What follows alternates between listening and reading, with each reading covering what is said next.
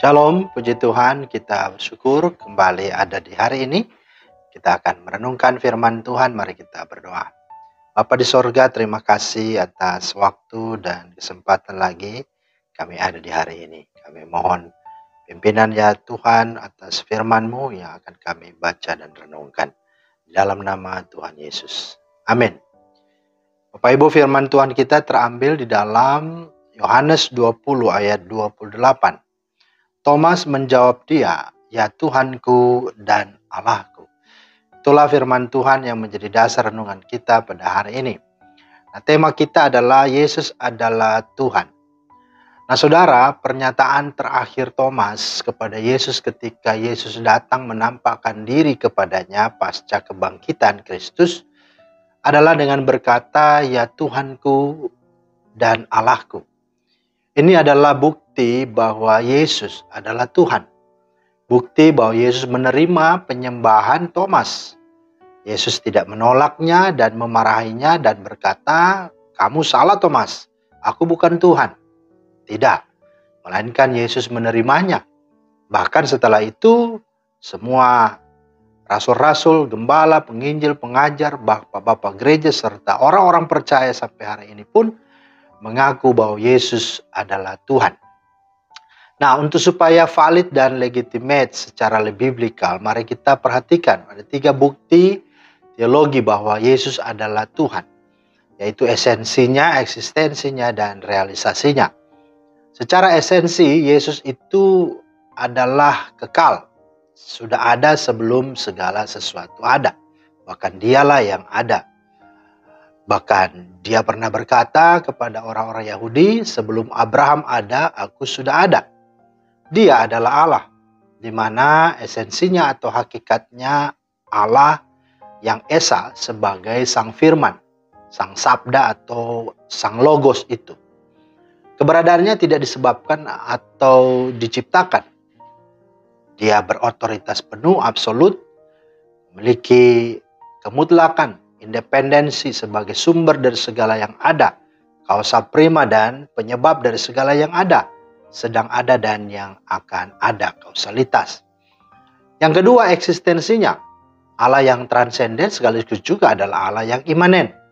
Dia yang berinisiatif membukakan dirinya, dikenal. Istilah teologi, wahyu atau revelation atau apokalipto. Buktinya dalam Yohanes 1 ayat 1-3 dan 14 dikatakan pada mulanya adalah Allah Firman, Firman itu bersama dengan Allah dan Firman itu adalah Allah. Ia pada mulanya bersama-sama dengan Allah, segala sesuatu dijadikan oleh Dia dan tanpa Dia tidak ada satupun yang telah jadi dari segala yang telah dijadikan. Firman itu telah menjadi manusia dan diam di antara kita. Itulah bukti, itulah kebenaran bahwa Yesus dalam kekekalan adalah sesungguhnya Allah sebagai logos, sebagai perkataan atau firman. Dan di dalam firman Tuhan ini dikatakan berinkarnasi menjadi manusia. Kata berinkarnasi dalam Filipi 2:6 ayat 8, Filipi 2 ayat 6-8 dikatakan bahwa ia telah mengosongkan dirinya. Bahkan dia tidak menganggap kesetaraan dengan Allah itu sebagai milik yang harus dipertahankan. Kemudian dia berproses, dan kemudian dia lahir, dikandung dari Roh Kudus, melalui anak darah Maria. Tetapi dia juga tunduk kepada hukum Taurat. Dia menderita, menebus, ganti kita orang berdosa dan juga mati, bahkan bangkit pada hari ketiga. Kemudian menampakkan diri dan pada akhirnya naik ke sorga, duduk di sebelah kanan Allah Bapa yang Maha Kuasa. Dan nanti pada akhirnya dia akan datang kembali dan dari sanalah dia akan menghakimi orang yang hidup dan yang mati. Nah, karena itu dia berotoritas, dia berwenang untuk menyelamatkan kita, mengampuni dosa kita dan menyelamatkan serta membawa kita kepada dirinya bahkan ke dalam sorga. Nah, bukankah hal-hal seperti itu menunjukkan bahwa sesungguhnya itu adalah Tuhan dan dia sesungguhnya adalah Tuhan. Kemudian yang ketiga, realisasinya. Kita melihat rancangannya yang sudah dia buat. Dia jalani dan tidak ada yang salah, tidak ada yang gagal. Ya, kemudian kehadirannya sudah dinubuatkan dan sudah dia genapi dan buktikan. Dalam Galatia 4 ayat 4, ya, bahwa setelah genap waktunya maka ya datanglah kan seorang yang memang itulah Yesus Kristus. Dan itu sudah digenapinya. Bahkan juga dalam kejelasan hukum-hukumnya terkait hukum Taurat, sudah dia genapi. Bahwa dia datang bukan untuk meniadakannya, tetapi menggenapinya. Kemudian janji-janjinya tidak ada yang tidak tergenapi. Semua terbukti, ya dan amin. Bahkan kedatangannya kembali untuk membawa kita bersama-sama dengannya, itu pun juga pasti terjadi. Karena dia Tuhan.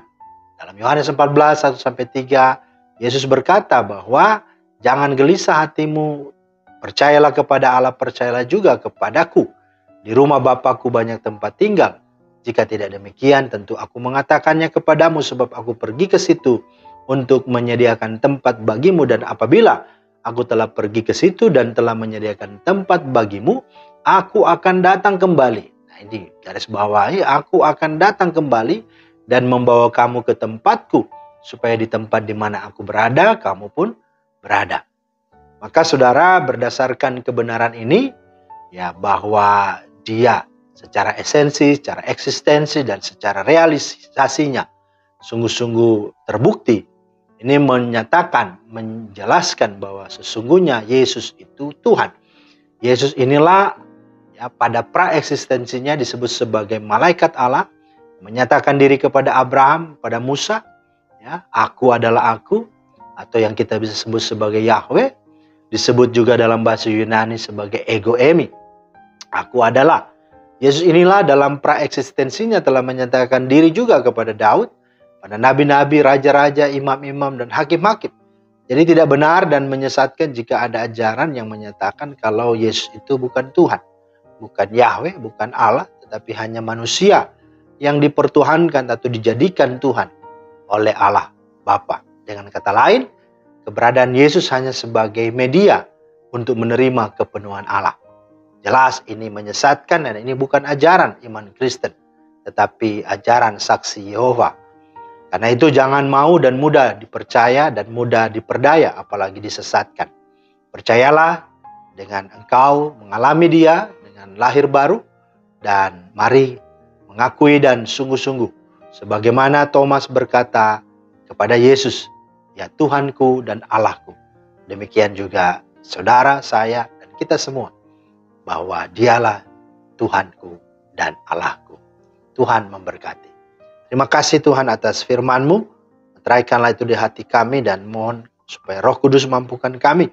Supaya kami tidak hanya tahu tapi betul-betul mengenal dan sungguh hidup untuk melekat kepada Engkau Tuhan yang adalah Juru Selamat kami. Di dalam Kristus Yesus kami berdoa. Amin.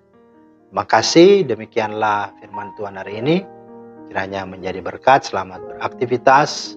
Tuhan memberkati. Shalom.